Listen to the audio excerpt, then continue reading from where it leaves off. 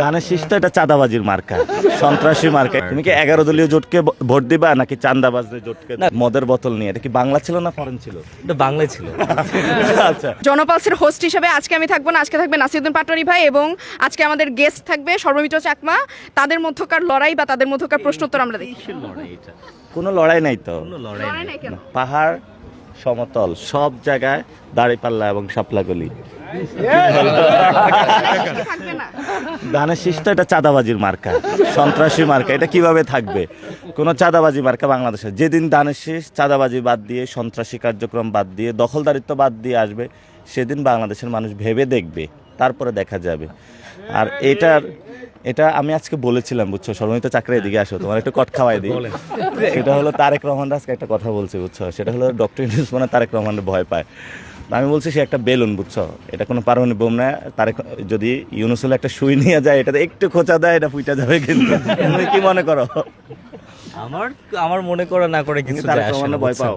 হ্যাঁ, আমি সবাইরে ভয় পাই, আমি আপনারে ভয় পাই। কেন ভয় পায় বলো? বুঝছেন, আমি তো ঢাকার ভোটার না, বুঝছেন, আমি আছি এখানে। কোথায় ভোটার? আমি রাঙামাটির। এখন এখানে আমি ওইখানে কাকে ভোট দিবা তুমি? দাঁড়িপাল্লা নাকি ধানের শীষ? না, বেসিক্যালি বিষয়টা হচ্ছে আমার এদিকে আসো আজকে। তুমি কি ওইখানে দাঁড়িপাল্লা নাকি ধানের শীষ? ওখানে দাড়িপাল্লার ইয়ে নাই, প্রার্থী নাই। কি আছে? ওখানে জোটের আছে, জোটের কি আছে? এখন বেসিক্যালি বিষয়টা হচ্ছে রাঙ্গামাটি কি শাপলাকলি আছে নাকি? না না, রিকশা? দাড়িপাল্লা ছাড়ার হ্যাঁ, রিক্সা আছে আপনার। তুমি কি 11 দলীয় জোটকে ভোট দিবা নাকি চাঁদাবাজদের জোটকে? না, বেসিক্যালি বিষয়টা হচ্ছে আমি একজন ভোটার হিসেবে যদি বলি, কেউ আমাকে সেরকম ভাবে আপনার করতে পারে নাই, কনভিন্স করতে পারে নাই।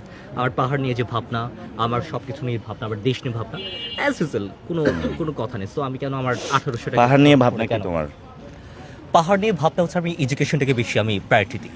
আপনার অনেক অনেক কথা আছে, একদিন আড্ডা হবে নিশ্চয়ই। এগুলো নিয়ে এত সিরিয়াস আলাপেন যায় না, কথা হইতেছে নিজের হাতে ধরছি মত নিয়ে এগুলো, ঠিক আছে। ও, সেটা তো আসি নাই এখন আমরা যাবো। আচ্ছা, ওই দিন হলো সর্বমিত্র চাকমা যে হলো মদের বোতল নিয়ে, এটা কি বাংলা ছিল না ফরেন ছিল? এটা বাংলায় ছিল। আচ্ছা আচ্ছা, এই বাংলা মদ নিয়ে যে দৌড়ছিল, এটা কারে দৌড়ছিল?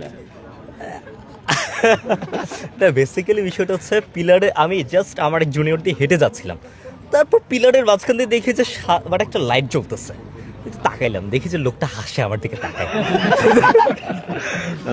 তারপরে দেখি যে একটা বোতল একটু হালকা করে দেখা যাচ্ছে। আচ্ছা, বোতলটা একটু চেনা লাগতেছে, এটা তো আগেও ধরছি। যে কি করতেছেন, মোবাইল এরকম ভিডিও অন করে বললাম যে কি করতেছেন, যে হাসে, ওর যে এমনি একটু ঢালতেছে।